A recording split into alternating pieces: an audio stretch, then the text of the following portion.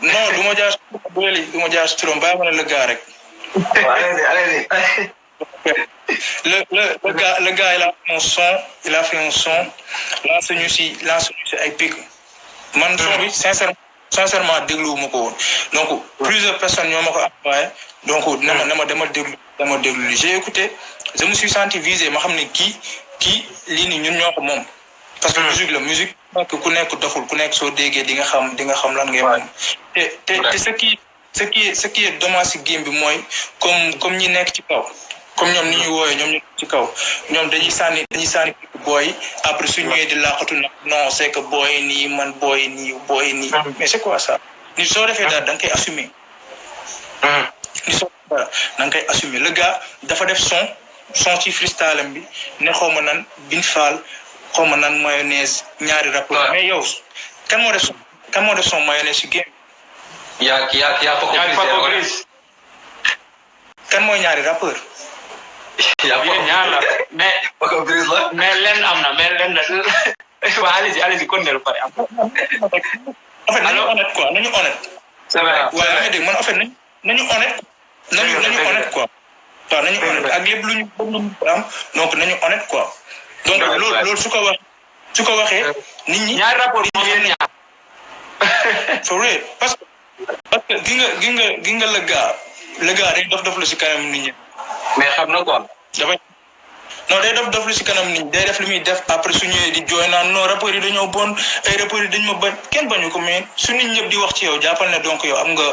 nga problème quoi am nga problème quoi donc daka def après ñun man tamit je me suis senti visé son bi maa ko moom son bi c'est pas son Paco Briz kéem ci fit Paco Briz la gars yi ok kéem featuring Paco Briz la sama son la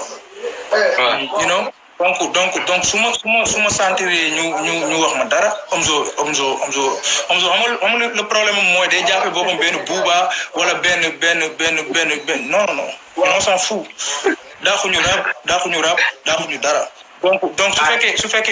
su fekkee musique la ci musique la ñu ko wax ci musique la mënoon naa na saltel mais dama topp norme yi respecté norme yi ma wax li may wax après mu jeex te son bi kenn du déglu son bi ne son bi baaxul amul kenn ku déglu son bi ne son bi baaxul. non son bi man déglu naa ko mais dafa bëri ay flow sax quoi dafa bëri ay flow. non mais son si non mën nga bañ mën nga nekk fan sa Omzo mën nga saaga donc loolu c'est grave après un jour Rap 221 invité ko. ñu ngi ko invité ñu koy laaj justification classe mais mënul wax benn affaire bu leer loolu c'est dommage donc day lay leen kii dafay def comme li ma gars yi di taxé nee nañ man damaa bëgg buzz mais dafa moom dafay def juste pour ça. tu vois te loolu am na yu bëri yoo xam ne ñun ñoo ko war a dindi si game loolu la ma benn artiste wax nee na ma instant yi il est temps ñun ñu jëlal yenn affaire yi suñu bopp en main parce que mënuñu seetaan yenn yi di continuer am benn 5 personnes bu nekk si ginnaaw tereta yow nga nekk fee di wax lu la neex loolu ñun ñoo ko war a bañal suñu bopp léegi quoi. ok léegi ce rapport ak Kao Big Dip lan la exactement lan la c'est quoi le problème parce que moom c'est un jeune talent te moom moo la fekk ci game bi yow ba ngay débuté ci game bi moom kenn xamul woon ne dina dugg ci hip hop. ñu ñëw pour nga clash ko lan moo Kao sérieusement amuñu problème moom sérieusement quoi sérieusement te nekkoon na koo xam ne dama ko apprécier parce que des fois Ziz mooy gérer compte am je crois des fois yenn gars yi dañu ko doon tàggee naan ko featuring nga kii man tamit ñu may tàggee naan Kao ñu mbalagante après ku nekk dem mais en un certain moment da ngay gis ne kii ni dafa commencé def nii quoi tu vois da ngay gis tey mu su kii nekkee mu dem ci kii si kii nekkee mu dem ci kii si kii nekkee mu dem ci kii mais ni koo xam ne loolu c'est grave quoi tu vois loolu c'est grave donc comme li ma la wax son bi ma koy def dama koy musuma def classe donc lépp lu ma métti ma joxe sama point de vue ci game bi dama koy wax quoi donc loolu dafa ma métti woon sincèrement su mën na dem fu sori nag sincèrement man soxoruma quoi mën na dem fu sori mais yooyu su ko continuer il va du yegg fenn quoi donc loolu dama métti ci moom. ok am na benn téléspectateur bu ñu posé benn question nee na pourquoi ngay publier ay photo Omzo Dollar tout le temps sa stat yi Omzo Dollar la ñuy gis lan moo waral loolu. waaw bon lu ma publier lu mu wax la li mu wax ci te 3 je crois 3 la publié 3 ok 3 première vidéo bi muy wax naan day respecter nouvelle génération bi te alors c'est pas vrai loolu laa dugal deuxième bi est-ce que c'est la fin du monde troisième bi bu mu def démb ak Pape Sidi Fall je crois loolu laa dugal te yëpp ci man yëpp si ñun la ñuy wax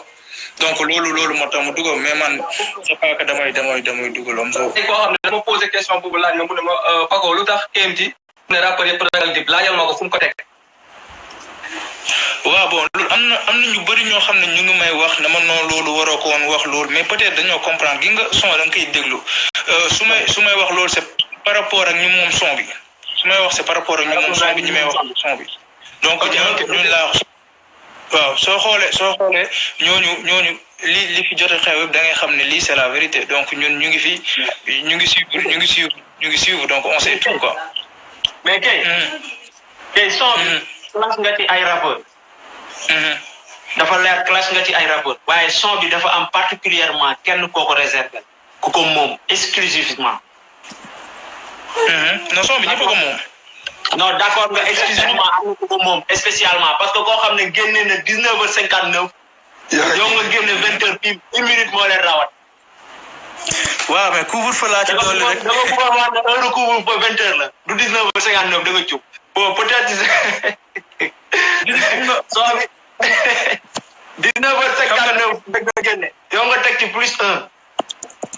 waaw mais xam nga 19h59 da ngay am liberté da ngay circuler da ngay def lépp. waaw da ngay circuler 20h da ngay tëju force. parce que maa ngi dégg si biir son bi ngeen ne couvre-feu maa ngi dégg si biir son ngeen ne couvre-feu amul benn exception ñëpp la yamale ci sa biir son yaa ngi koy wax. waaw couvre-feu amul exception. couvre-feu pour ñëw la. déglu naa son bi attentivement mais lu ci gën a am solo mooy en fait classe bi boo demee ba dégg classe bi au fond voilà sama benn naataango ma ngi may xamal ne que Omzo Dollar ko moom classe Omzo Dollar la spécialement pour Omzo Dollar yow lan mooy sa bif ak Omzo Dollar mu mun nga ñu leeral lan moo tax nga clash Omzo Dollar ndax Omzo Dollar moom moo la tooñ wala moom moo la njëkk a clash moo tax nga def sa benn genre feedback. voilà bëgg nañ nga leeral ko téléspectateur. pour leeral benn affaire c'est pas Omzo Dollar classe bi su nekkoon Omzo Dollar rek laay def gi nga ñu nekk ci affiche bi donc ñi fa nekk ñëpp laa waxal amul keneen ku ma si yokk ñu fa nekk nag laa waxal parce que mënoon naa def ay pic mais comme lu Ndeena wax musuñ ma dégg ci affaire de classe musuñ ma dégg ci dara donc su ma demee bay wax rek donc y a quelque chose tu vois te bon man comment dire li may wax keroog mooy que ne artiste soo nekkee ci game bi kenn moomu ko ku nekk am na droit wax lu muy gis ku nekk am na droit wax lu muy sentir. ok mais mun nañ xam en fait lan moo tax nga clash Omzo Dollar lan la def ak tamit lan la bis bi commencé ba ngeen commencé clashante. dinaa si ñëw dama lay expliquer d'abord ku nekk ki boo xam ne amoo xam-xam nga ne yow yaa bëgg a gérer game loolu c'est grave. donc man en tant que mais KMT da nga war a xam ne rap déjà am na ego trip am na benn genre introspection booy def ci yow pour wane ne que yow yaa gën ci rappeur yëpp c'est normal loolu yàgg nañ ko gis ci ay rappeurs yu def yaa ngi dégg yaa ngi gis sax Dip Doundou Guiss ba mu génne ay son am loolu doon wax mais terewul moom en personne moom bu gisee benn KMT rap yéen ñaar boo leen wéetuwee mun na nangu ne que KMT yow yaay bàyyam comprendre nga am na quoi am na ci mais loolu est-ce que du loolu tamit nga bañ ko focaliser de trop ba ngay jàpp ne gaata ki la digi parce que du ko gëm parce que ku nekk ci yow tamit yow gëm nga ne yow yaa ko def Sénégal. yow li nga wax c'est clair nee nga ne am na droit wax ko ne am na droit wax ko ne moom mooy king non. voilà man tamit am naa droit wax ko ne doo sama king. suñ ko jaawee léegi mais mënoo woon bàyyi mu jàll quoi mënoo woon bàyyi mu jàll léegi mënoo woon bàyyi mu jàll moo gën ngay gën a appuyer ci loolu ak ngaaka. xam nga wax naa dara loo xam ne bàyyi ci xel depuis ma commencé rap ba léegi kenn musuma dégg ci ay coow dama nekk sama yoon di def sama musique tu vois donc su ma demee bay def benn son parce que yi ay clash yi nekkul samay business you know donc su ma demee bay def son lépp li mu métti ci son bi je vais le dire comprendre lépp lu ma métti ci son bi dama koy wax donc peut-être son bi nag lépp lu ma métti moo tax ngay gis yenn rappeurs yi ma leen coow parce que yooyu daf ma métti donc loolu laa ci wax ko. am na benn dame bu posé question nee na bu dee affaire de déclarer king pourquoi clashoo Dip kon. lu tax clash ma Dip. waaw non mais Dip dégguma muy wax yow ci ay son ngaa ko mooy king Baba moom mooy wax ay king tu vois moom moo koy wax man li ma dégg laay wax. mais Dip nee na rapport yëpp maa seen bàyyi mosoon na ko wax benn son. déglu muy loolu sincèrement. mais yow PMT dama am benn affaire bu ma lay sentir en fait dafa mel ni en fait dafa am lenn looy waajal ak waa Reptile Music parce que gis naa sànq ci ay si say yaa ngi naan clashoo Dip clashoo. attends moo wax la. Dizzy Kha dama ko tontu naa ko te Reptile la nekk Dizzy Kha moom mu njëkk classe non donc je prépare rien ak waa Reptile préparé wu ma dara ak waa Reptile pour ma leeral ko préparé wu ma dara ak waa Reptile déggante wu ma ak waa Reptile aw ma sax seen numéro really donc gars yi nañu bàyyi yàq der boobu parce que Omzo la rek su nekkee Omzo rek ñu ne non Dip c'est pas ça quoi. parce que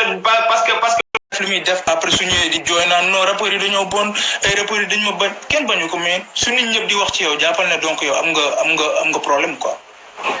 am nga problème quoi. donc dafa def après ñun ñu génn man tamit je me suis senti visé son bi maa ko moom son bi c'est pas son Paco Briz kéem ci fit Paco Briz la. gars yi dañu ok kéem featuring Paco Briz la sama son la. you know donc su ma sentiree ñu wax ma dara Omzo xamul le problème mooy day jàppe boppam benn buuba wala benn non on s'en fout daaxuñu rap daaxuñu dara donc su fekkee musique la ci musique la ñu ko wax ci musique lañu mënoon naa na salteel mais dama topp norme yi respecté norme yi ma wax li may wax après mu jeex te son bi kenn du déglu son bi ne son bi baaxul amul kenn ku déglu son bi ne son bi baaxul. non son bi man déglu naa ko mais dafa bëri ay flow sax quoi dafa bëri ay flow. non mais son si non mën nga bañ mën nga nekk fan sa Omzo mën nga saaga mën nga mais soo na donc loolu moo ci am solo man loolu laa ci ut ma mu tontu ma soxlawuma yenn si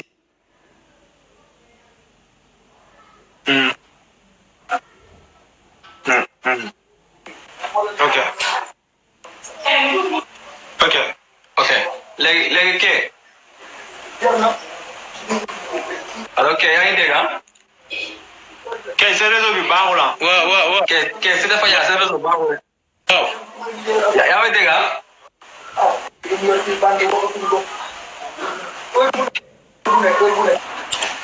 waaw yéen a may dégg waaw ñoo lay dégg réseau mooy xaw a daw quoi. waaw man tamit daa mel ci yéen noonu lay def de xaw ma mën a génn kan la ci daal. Faja mais léegi yaa ngi dégg waaw maa leen dégg nice. waaw en fait kay ci biir sound bi wax nga parti bi nga xam ne da nga ciy classe Omzo boo xoolee Omzo sax lañ ci gën a dóor ci sound bi pour dire vrai ñun ñu xam nañu moom moo ci gën a ñam liñ ci am yeneen moromam yi amuñ ko. démb dégg nañ ko si benn interview muy wax ne moom xamul game ji loolu peut-être comme li nga wax la rek day wax lu ko neex quoi parce que ku nekk ci game bi war na xam game ci quoi. voilà affaire bi man ok waaw ok léegi dafa am beneen affaire aussi bu ma jaaxal ci sound bi parce que maa ngi doon wax ak sama benn copain mais kenn si biir sound dafa mel ni dama gis da nga jëlal benn place ko ki nga xam ne mooy sa frère El Diaz ci bif bi mu amoon diggante ak Tiger Chine. bon pour leeral benn affaire El Diaz son bi après la ko déglu donc c'est pas que ne mag El Diaz on est des frères c'est pas que kii dama koy faraloo dama classe Taji non en fait gi nga Taji dafa bi mu classé El Diaz xam nga ñun ñëpp waxuñu si dañoo bàyyi El Diaz gérer li muy gérer parce que El Diaz mën na ko régler boppam El Jazz du maa koy régler moom mën na ko régler boppam donc bi loolu passé moom li mu passé El Jazz d'abord dafay classe El Jazz que ne El Jazz day mbalax El Jazz ay lii te moom il fait la même chose soo demee déglu projet bu mu génnee di nga déglu ay son xaw ma ay soble bu ñorul ay yeneen son loolu rek El Jazz donc loolu c'est grave après un jour Rap 221 invité ko bi mu ko invité ñu koy laaj justification classe mais mënul assumer mënul wax benn affaire bu leer loolu c'est dommage donc day lay leen kii dafay def comme li ma gars yi di taxé nee nañ man damaa bëgg buzz mais dafa moom dafay def juste pour ça. tu vois te loolu am na yu bëri yoo xam ne ñun ñoo ko war a dindi si game bi loolu ma benn artiste wax nee na ma instant yi il est temps ñun ñu jëlal yenn affaire yi suñu bopp en main parce que mënuñu seetaan yenn yi di continuer am benn 5 personnes bu nekk si ginnaaw tereta yow nga nekk fee di wax lu la neex loolu ñun ñoo ko war a bañal suñu bopp léegi quoi. ok léegi ce rapport ak Kao Prix Dip lan la exactement lan la c'est quoi le problème parce que moom c'est un jeune talent te moom moo la fekk ci game bi yow ba ngay débuté ci game bi moom kenn xamul woon ne dina dugg ci hip hop. ñu ñëw pour Kao sérieusement amuñu problème moom sérieusement te nekkoon na koo xam ne dama ko apprécier parce que des fois Ziz mooy gérer compte am je crois des fois yenn gars yi dañ ko doon tàggee naan ko featuring nga kii man tamit ñu may tàggee naan Kao ñu mbalagante après ku nekk dem mais en un certain moment da ngay gis ne kii ni dafa commencé def nii quoi tu vois da ngay gis tey mu su kii nekkee mu dem ci kii si kii nekkee mu dem ci kii si kii nekkee mu dem ci kii mais ni koo xam ne loolu c'est grave quoi tu vois loolu c'est grave donc comme li ma la wax son bi ma koy def dama koy musuma def classe donc lépp lu ma métti ma joxe sama point de vue ci game bi dama koy wax quoi donc loolu dafa ma métti woon sincèrement su mën na dem fu sori nag sincèrement man soxoruma mën na dem fu sori mais yooyu su ko continuer il va du yegg fenn quoi donc loolu dafa ma métti ci moom. ok am na benn téléspectateur bu ñu posé benn question nee na pourquoi ngay publier ay photo Omzo Dollar tout le temps sa statut Omzo Dollar la ñuy gis lan moo waral loolu. waaw bon lu mu wax ci te 3 je crois 3 la publié 3 ok 3 première vidéo bi muy wax naan day respecter nouvelle génération bi te alors c'est pas vrai loolu laa dugal deuxième bi est-ce que c'est la fin du monde troisième bi bu mu def démb ak Pape Sidi Fall je crois loolu laa dugal te yëpp ci ñun la ñuy wax donc loolu moo tax mu dugal mais man c'est pas que damay dugal Omzo pour dire vrai démb seeraanuma live bi mu live ba pare la ko gars yi dagg envoyé ma lu mu wax ci man. yenn gars yi lu wax dagg ok mais yow Kemty yow selon toi comme commencé nga clash Omzo Dollar est-ce que yaakaar nga benn riposte Omzo Dollar tontuwaat la yow comme moom moo la njëkk a clash nga tontu ko est-ce que yaakaar nga mu tontuwaat. xam nga wax naa ko sànq mais bàyyi leen ci xel gi nga clash bi defuma ko pour Omzo tontu ma defuma ko pour kii tontu ma dafa am lim nekk ci man loolu laa génnee wax ko ci son après le reste je m'en fous li ma métti laa boole ma wax ko donc c'est pas que dama koy def pour xaar Omzo tontu ma c'est pas que l'essentiel mooy que déglu na son bi te xam naa ne déglu na ko moom xam na ne déglu na ko li ma bëgg a wax dégg na ko donc ça va quoi loolu mooy loolu. ok léegi kii loolu mooy yàgg loolu moo doon objectif pour man li mu def ci son bi ma dégg ko man li ma def ci son bi mu dégg ko donc loolu la rek. ok léegi kii Babs mu ne allo yaa ngi dégg ah. maa ngi dégg waaw. waaw Babs mu ne lan la ngaa ko def ba nga classe ko quoi Babs. waaw ngaa ko moom sincèrement dafa en fait moom day ñëw di que ne moom mooy king tu vois day ñëw di que ne moom mooy king alors que ne man mënul nekk sama king quoi man personnellement man mënul nekk sama king. man ku ma daa xarab man mënul nekk sama king benn. ku ma daa xarab mënul nekk sama king. king boo xam ne yow amoo xam-xam non même rek king boo xam ne amoo xam-xam nga ne yow yaa bëgg a gérer game loolu c'est grave donc man en tant que mais Kemty da nga war a xam léegi rap déjà am na ego trip am na benn genre introspection booy def ci yow pour wane ne que yow yaa gën ci rappeur yëpp c'est normal loolu yàgg nañ ko gis ci ay rappeurs yu def yaa ngi dégg yaa ngi gis sax dit lu gis ba mu génne ay son am loolu doon wax mais terewul moom en personne moom bu gisee benn Kemty rap yéen ñaar boo leen wéetuwee mun na nangu ne que Kemty yow yaay bàyyam comprendre nga am na quoi am na ci mais loolu est-ce que du loolu tamit nga bañ ko focaliser de trop ba ngay jàpp ne gaata ki la di parce que daf ko gëm parce que ku nekk ci yow tamit yow gëm nga ne yow yaa ko def Sénégal. yow li nga wax c'est clair nee nga ne am na droit wax ko ne moom mooy king non. voilà man tamit am naa droit wax ko ne doo sama king. am suñ ko jaawee. léegi mais mënoo woon bàyyi mu jàll quoi mënoo woon bàyyi mu jàll léegi mënoo woon bàyyi mu jàll moo gën ngay gën a appuyer ci loolu ak nga. non xam nga wax naa dara loo xam ne bàyyi ci xel depuis ma commencé rap ba léegi kenn musuma dégg ci ay coow dama nekk sama yoon di def sama musique tu vois donc su ma demee bay def benn son parce que yi ay clash yi nekkul samay business you know donc su ma demee bay def son lépp li mu métti ci son bi je vais le dire comprendre lépp lu ma métti ci son bi dama koy wax donc peut-être ça peut-être son bi nag lépp lu ma métti moo tax ngay gis yenn rappeurs yi ma leen ci wax parce que yooyu daf ma métti donc loolu laa ci wax am na benn dame bu posé question nee na bu dee affaire de déclarer king pourquoi clashoo Dip kon. lu tax clash ma Dip. waaw non mais Dip dégguma muy wax yow ci émission ngaa ko mooy king Baba moom mooy wax ay king tu vois moom moo koy wax man li ma dégg laay wax. mais Dip nee na rapport yëpp maa seen bàyyi mosoon na ko wax benn son. déglu muy loolu sincèrement. mais yow Kemty dama am benn